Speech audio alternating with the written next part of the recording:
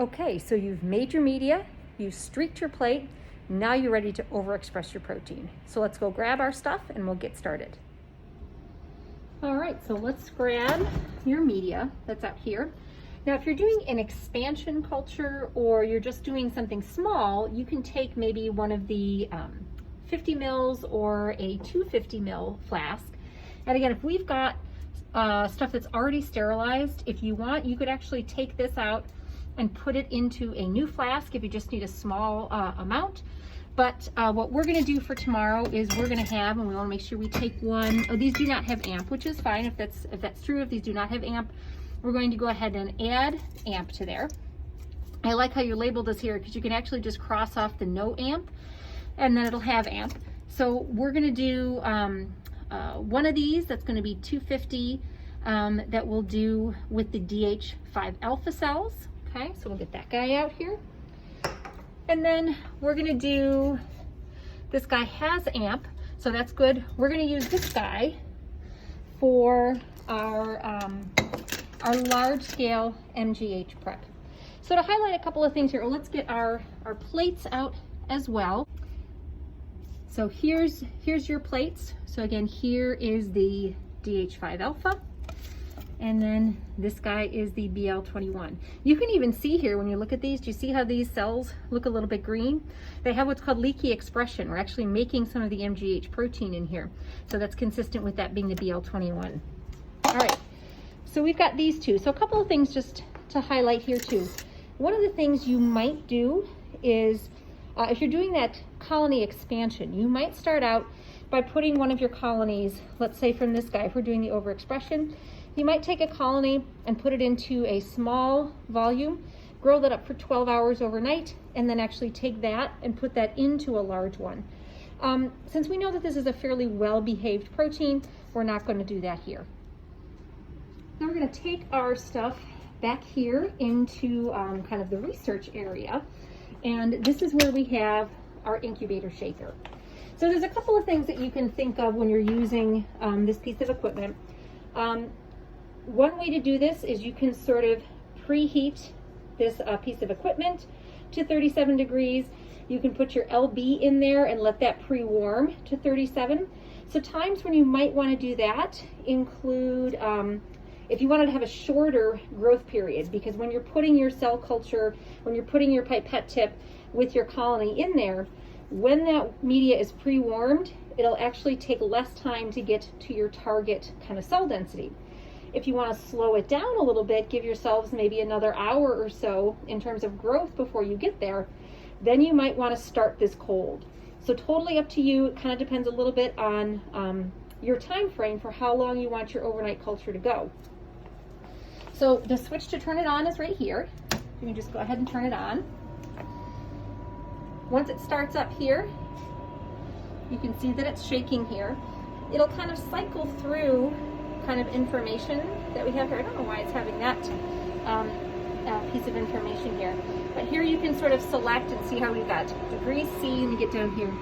We've got degree C, RPM, hours, and then mute. So basically the two that we're going to be looking for are the degree C, which is the top one, and then RPM. So right now we're selected at RPM, and 200 is fine, but if you wanted to change that, let's see, you can go to this, and then you can kind of move it up and down. Okay, so you just kind of move it up and down, so 200 is fine. Okay, and again, the temperature piece is going to be the more important piece. So right now it's actually showing us the temperature that it's at. So when we're here, we can see I pressed the up arrow and it said 37. That means it's set at 37, but what it's doing right now is it's at 24. So again, if I press the up or down, that'll sort of show me where it's set at, and if I let it go back, it'll show me where it's at.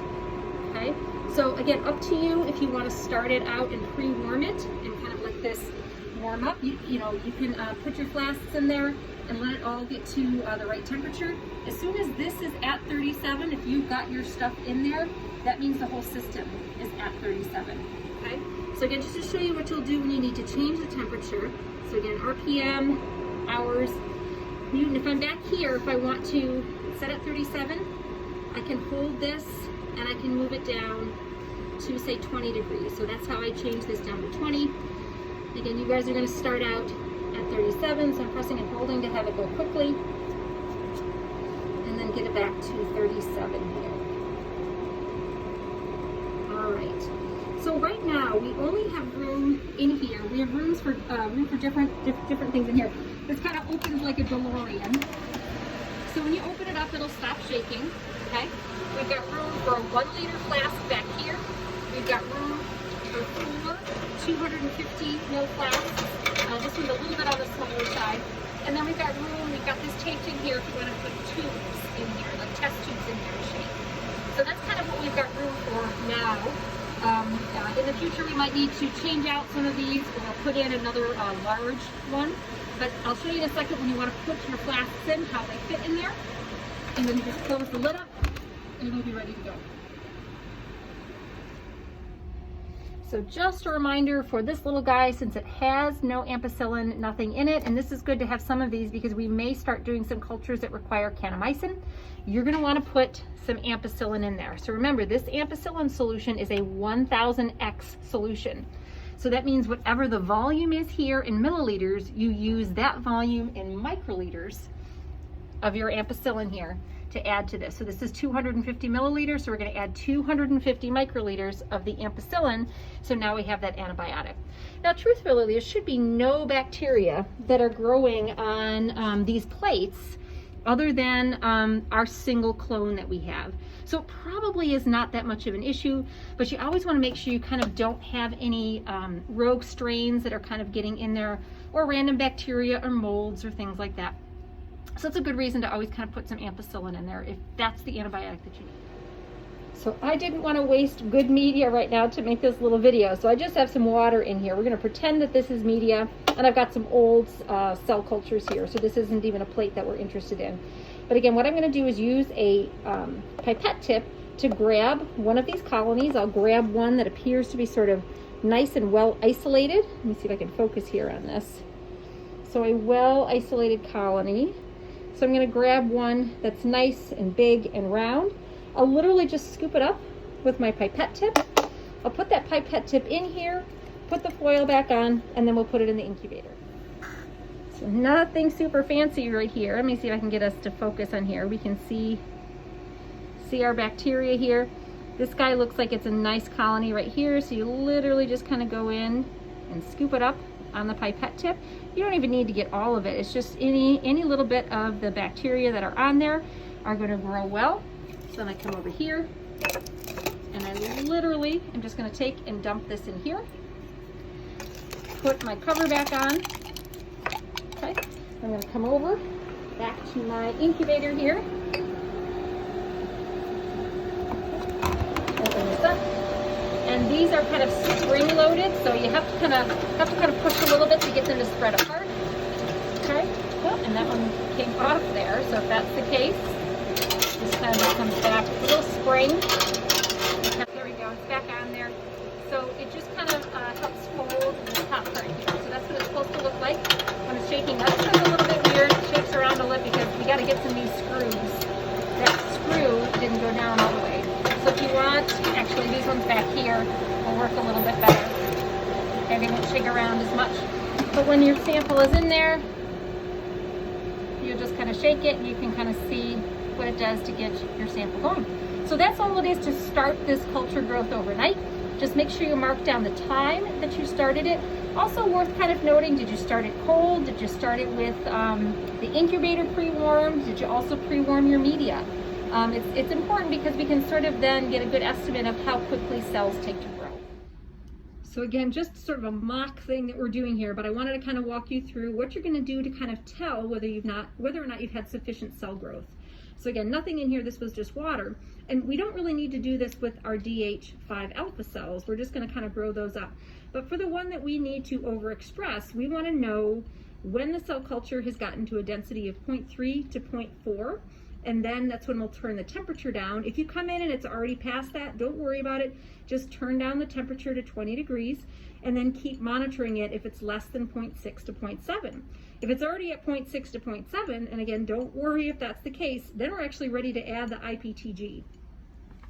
But let's go ahead and just walk through how you will monitor cell culture density, and that's using our spectrophotometer. So on the back left here is where the switch is. You can just kind of reach back here and you'll sort of feel it here. So you're just going to turn it on there. Okay, it's going to take a minute to go through this. Now again, because we're going to be monitoring at 600, which is in the visible spectrum, we don't need to wait for the UV lamp to warm up, but it's kind of going through its diagnostic self-check. All right, so now we are all warmed up here. And so this is going to be a fixed wavelength measurement. We only need to measure one wavelength. So you're going to hit fixed wavelength. And we need to go under options to change what the wavelength is. You hit wavelength here, okay? You're going to select the wavelength. So you can have kind of pre-stored ones here. I usually just kind of put it in here. We're going to go 600. Oops, and I can't see and record. There we go, 600. Okay, and I'm going to say okay. Now this won't actually let you read a sample until you've blanked it. Okay, so you're going to have a cuvette here that you will put like sterile LB in. Okay, so that's going to be your blank. So again, to put a blank in here, I always like to have the arrow facing me. That way I always know I'm consistently putting it in the same direction. So put that in there, and again we'll read blank. So again, make sure that you've put blank in there. Now right now it's set at transmittance. So let me go and we're going to change that. So we want to have absorbance, not transmittance. So maybe I actually hit that key when we were doing something before when I was trying to watch through my screen. Okay, so now you can see this read option is available.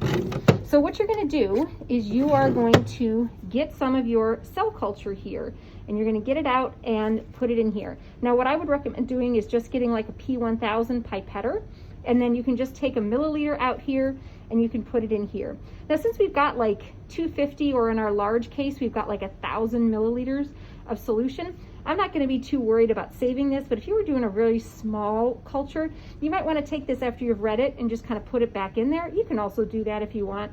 It'll just save you from having to find a waste container to put it in as well.